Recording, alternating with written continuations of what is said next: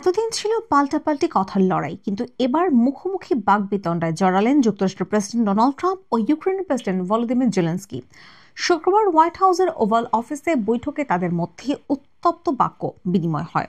উদ্ভূত পরিস্থিতিতে ইউক্রেনের খনিজ সম্পদে যুক্তরাষ্ট্রের নিয়ন্ত্রণ নিয়ে দুই রাষ্ট্রনেতার চুক্তি সইয়ের কথা থাকলেও শেষ পর্যন্ত তা হয়নি।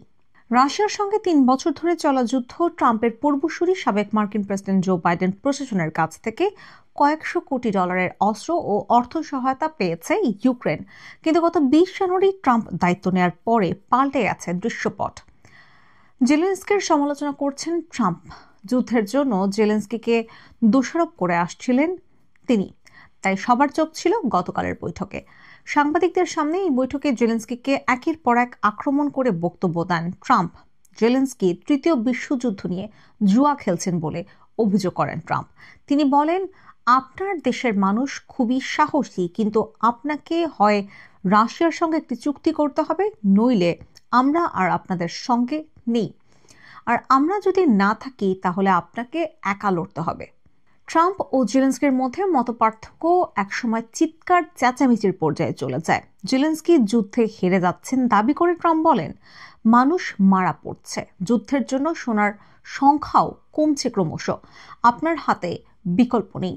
একবার আমরা চুক্তি সই করলে আপনি ভালো অবস্থানে চলে যাবেন, কিন্তু আপনাকে আদৌ কৃতজ্ঞ মনে হচ্ছে না। সত্যি কথা বলতে কি, এটা ভালো কোনো বিষয় না। ট্রাম্প জেলেনস্কিকে বলেন, যুদ্ধ বন্ধে রাশিয়ার সঙ্গে চুক্তি করতে চাইলে ইউক্রেনকে ছাড় দিতে হবে। তিনি বলেন, ছাড় দেওয়া ছাড়া আপনি কোনো চুক্তি করতে পারবেন না। তাই এটা নিশ্চিতভাবেই বলা যায় জেলেনস্কিকে কিছু ছাড় দিতে হবে, কিন্তু আশা করি বড় কোনো ছাড় দিতে হবে না, যেমনটা লোকে বলে বেড়াচ্ছে। ট্রাম্পের এই কথার পরিপ্রেক্ষিতে জেলেনস্কি রাশিয়ার প্রেসিডেন্ট ভ্লাদিমির পুতিনের নাম উল্লেখ করে বলেন, একজন খুনিকে কোনো ছাড় দেওয়া উচিত নয়। পুতিনের বিষয়ে ট্রাম্পের নমনীয় অবস্থানের সমালোচনা করেন জেলেনস্কি। একজন খুনির সঙ্গে কোনো ধরনের সমঝোতা না করার জন্য ট্রাম্পের প্রতি আহ্বান জানান তিনি। শুধু ট্রাম্প নয়, জেলেনস্কির সঙ্গে বাকবিতণ্ডায় জড়ান মার্কিন ভাইস প্রেসিডেন্ট জেডি ভ্যান্সও। ওভাল অফিসে বসে বিতণ্ডায় জড়িয়ে মার্কিন প্রেসিডেন্টকে জেলেনস্কি অসম্মান করেছেন মন্তব্য করে ভ্যান্স বলেন, আপনি একবারও কৃতজ্ঞতা প্রকাশ করছেন না। মাথা নেড়ে ভ্যান্সের কথায় সায় দেন ট্রাম্প। এ সময় গলার স্বর উঁচু করে জেলেনস্কি উত্তর দেন, বহুবার বলেছি, আমেরিকার জনগণকে ধন্যবাদ। হোয়াইট হাউসে কোনো বিদেশি রাষ্ট্রনেতার সঙ্গে বৈঠকের পর তাকে নিয়ে মার্কিন প্রেসিডেন্টের একটি যৌথ সংবাদ সম্মেলন রীতি হয়ে দাঁড়িয়েছে।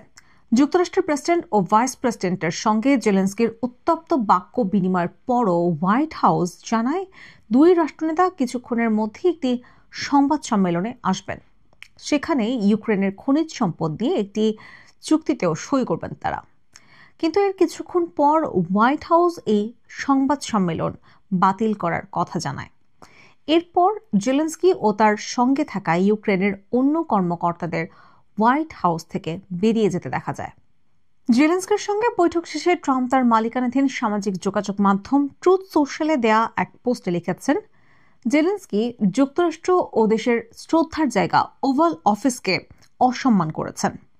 তিনি বলেন, যেদিন তিনি শান্তির জন্য প্রস্তুত হবেন আবার ফিরে আসতে পারেন।